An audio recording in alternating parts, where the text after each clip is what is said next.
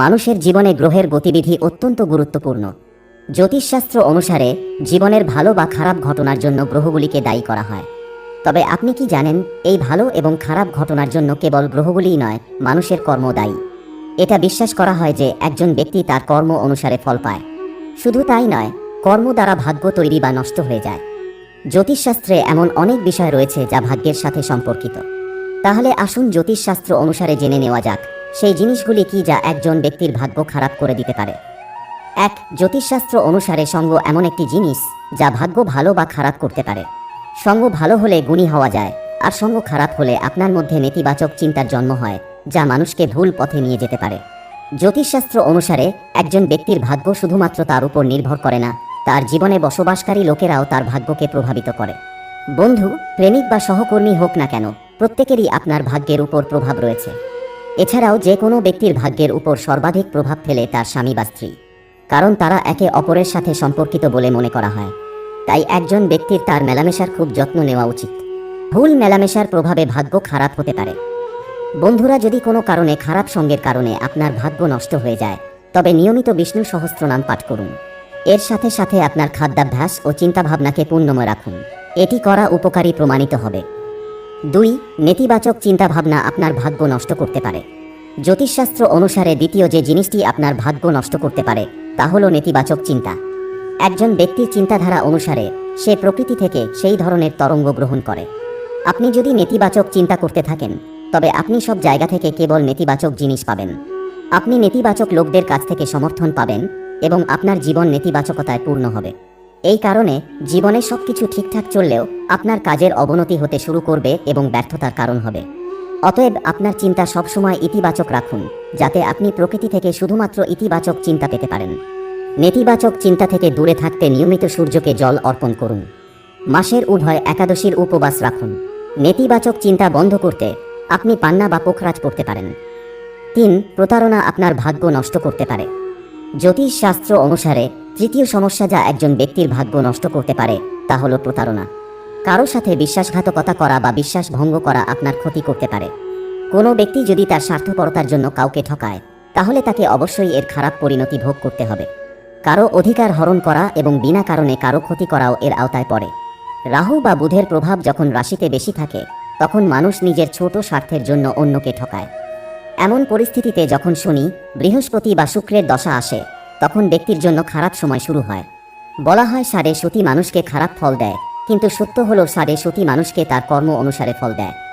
একজন ব্যক্তি অন্য কাউকে প্রতারণা করলে তাকে তার চেয়ে বেশি আর্থিক ক্ষতি বহন করতে হয়। অনেক সময় মানসিক রোগের সমস্যাও হতে পারে। বিশ্বাসঘাতকতার প্রায়শ্চিত্ত করতে প্রতিদিন সকালে গজেন্দ্র মোক্ষ পাঠ করুন। অশ্বত্থ বা বটের চারা লাগান। প্রতি শনিবার একজন গরিবকে খাবার দিন। 4. ঘরে ভাঙা পাত্র। ভাঙা বাসন ঘরে একেবারেই রাখবেন না।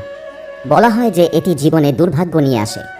জ্যোতিষীদের মতে ভাঙা জিনিস বাড়িতে রাখলে রাহুর নেতিবাচক প্রভাব পড়ে এবং এমন বাড়িতে দেবী লক্ষ্মী আসেন না। 5. অকেজো কাপড় দান করা। ছেঁড়া বা নোংরা কাপড় কাউকে দান করবেন না। কাউকে দান করতে চাইলে ভালো কাপড় দান করা উচিত। জ্যোতিষশাস্ত্র অনুসারে দান করার সময় কিছু নিয়ম মেনে চলা উচিত। খারাপ উদ্দেশ্য সবাইকে বলে এবং খারাপ জিনিস দান করে কোনো লাভ নেই।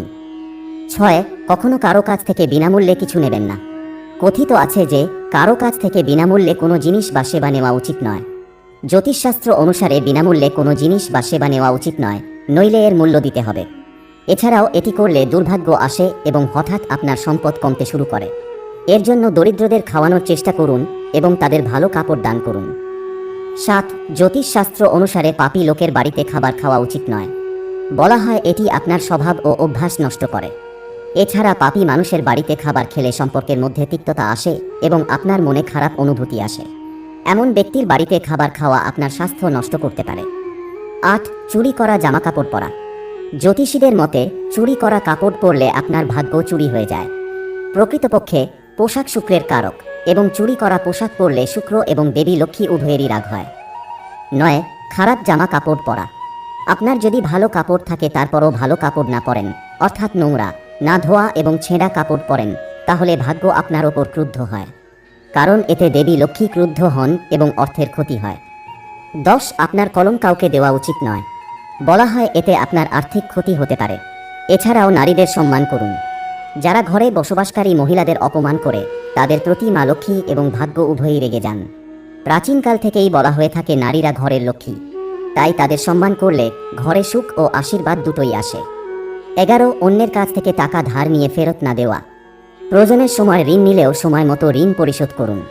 কারো অর্থ অপব্যবহার করলে আপনার ভাগ্য আপনাকে সমর্থন করবে না।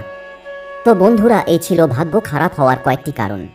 আপনি যদি মনে করেন ভাগ্য আপনার পাশে নেই, তাহলে একটি সহজ প্রতিকার বলছি, মনোযোগ দিয়ে শুনুন। রাতে শোয়ার আগে একটি তামার পাত্র জলে ভরে নিন। এই জল ভর্তি তামার পাত্রটি নিজের শোবার ঘরে রেখে দিন এবং ঘুমিয়ে পড়ুন। পরের দিন ঘুম থেকে উঠে এই তামার পাত্রের জলটা কোনো গাছে ঢেলে দিন। রাতে শুতে যাওয়ার আগে শোবার ঘরে জল ভর্তি তামার পাত্র রাখা অত্যন্ত লাভজনক। এর ফলে নেগেটিভ এনার্জি বরাবরের মতো দূরে সরে যাবে। যদি আপনার জীবনে কোনো দুঃখ কষ্ট থাকে, তাহলে এই টোটকায় তা বরাবরের মতো দূরে সরে যাবে। টানা 40 দিন নিজের শোবার ঘরে জল ভর্তি তামার পাত্র নিয়ে ঘুমোতে হবে। এর ফলে সুখ ও সমৃদ্ধি ধীরে ধীরে আপনার জীবনে আসা শুরু করবে। শুধু তাই নয়, ঘুমানোর সময় দুঃস্বপ্ন দেখলেও এই টোটকায় তা দূর হবে। কোষ্ঠীতে চাঁদের দোষ থাকলে তাও এই উপায়ে দূর করা সম্ভব। ভিডিও দেখার জন্য অসংখ্য ধন্যবাদ।